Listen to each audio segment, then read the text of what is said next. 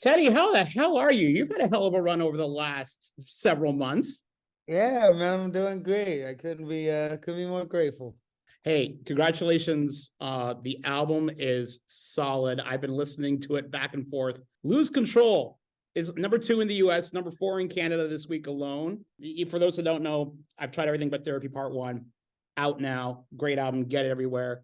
Did you see this coming like at all? I really thought that song was going to be special, and I really thought it was going to change my life. I mean, I really just had that kind of gut feeling, like, wow, this is the one, you know. And if Beyonce has anything to say about it, or Kanye, then maybe I won't be there for too much longer. But we're gonna try to get that number one while we can. You know what I mean?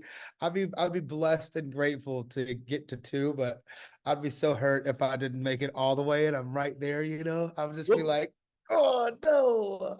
I'll do my best personally to give you that little extra push up there. At Yeah, least please. Just get all of our hands together, man. Ted needs one, man. Kanye doesn't need a number one. You know what I mean? They got plenty.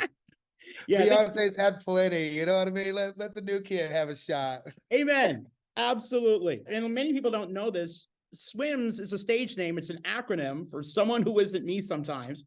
You had talked about lack of self-confidence and insecurities and trying to figure things out.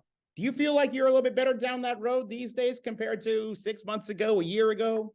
Yeah, absolutely. And I think with insecurities, I think I've just kind of learned to accept those about myself and use them as like use them in the right way, you know. I think just try to be secure in who I am as the best I can be. And that doesn't remove insecurities by any means, but I'll just, you know, it's I lean forward with them at all costs, you know. I just like go ahead and state the obvious.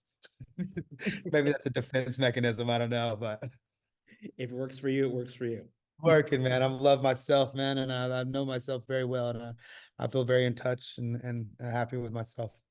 Tell me about your dad and his love for soul music, because you grew up listening to Marvin Gaye, Stevie Wonder, Al Green. Was there an artist that really stood out to you? We used to listen to some Boys and Men back in the day. Always to come on the radio, and he loves some Keith Sweat, dog. He listened to heck out of Keith Sweat, man, and I remember him talking about Two Live Crew for the first time, you know, and it being like something that like.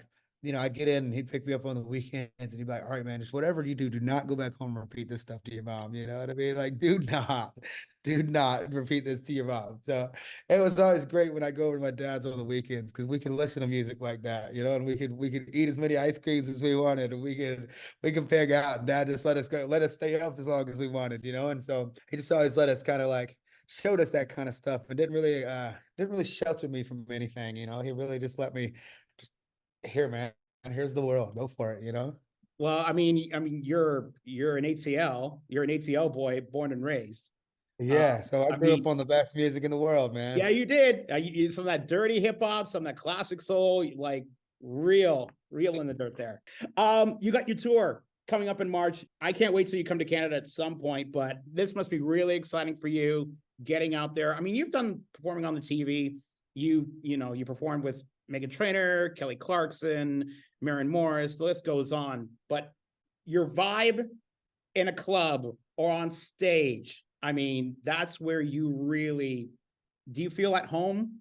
Yeah, in that Yeah, I spot. sure do. I should, man. I love it there, and I would say it's my living room there, man. So, you know, my living room, I walk around butt naked. So it's like it's a, I get to just be free, you know. And I love it there. I think that's the only place in life that I don't feel any insecurity. You know, that's my one spot where I just feel like Superman up there is something. It just gives me, it feels at home. You know, I've been spending so much of my life on the stage that it just feels like where I belong. You know, it's such a therapeutic thing for me, and getting just, you know, you get to make people feel like it's okay to share their feelings and emotions, and we get to all share this one little, everybody's all unified together for one little moment in one little place, and it's so beautiful. You know, and we're all on the same page for a second. It's such a beautiful thing.